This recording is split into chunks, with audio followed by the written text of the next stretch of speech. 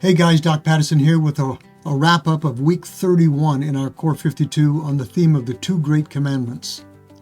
Guys, when Jesus was asked, "Teacher, what is the greatest commandment in the law?" I don't think the lawyer expected the answer he received. Jesus replied, "Love the Lord your God with all your heart, soul, mind, and strength." That the lawyer got.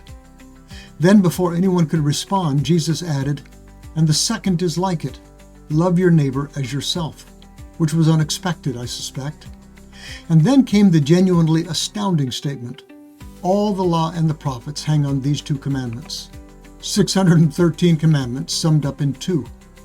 Not because the others no longer mattered, but because every command God ever gave was intended to teach us how to love. Now that changes the way we think about the Christian life. For many people, Christianity has become a lifelong exercise in asking, is this a sin? Can I do this? Can I watch that? Can I say this? How close can I get to the line without stepping over? But Jesus invites us to ask a far better question. Not, where's the line, but what does love require of me?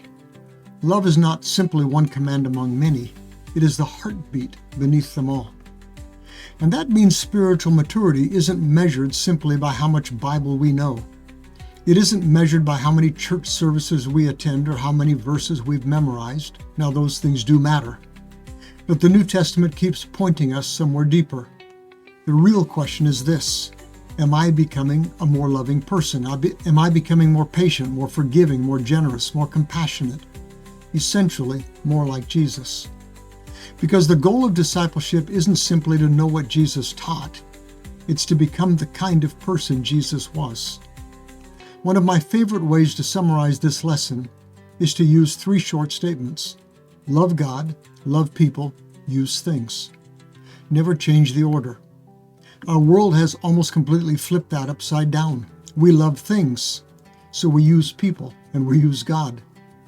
Or sometimes we love people most and still try to use God and use things to that end. Jesus says that life only begins to make sense when our loves are put back in the right order. Love God first, because when we truly love Him, we begin to see people the way that He sees them. We begin to love not only the people who are easy to love, but the difficult people, the inconvenient people, even our enemies. Not because they deserve it, but because that's exactly how God loves us. Paul reminds us that while we were still sinners, Christ died for us. God's love didn't wait until we became lovable. It came first. And because we've been loved like that, we can begin to love others the same way. That's the miracle of the gospel. We don't manufacture this kind of love on our own. We receive it from Christ, and His Spirit gradually shapes our hearts until they begin to reflect His.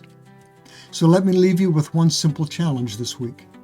As you move through your days, you're going to face dozens of decisions, some big, most very small. But before you speak, before you react, before you post, before you walk away, pause for a moment and ask one simple question. What does love require of me? If you'll make that one question a habit, I think you'll discover something remarkable. You're not simply becoming a nicer guy, you're becoming more like Jesus.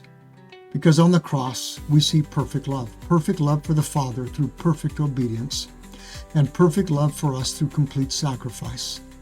And the lifelong journey of every Christian is simply this: learning day by day to love God and to love what God loves, until more and more our lives begin to look like His.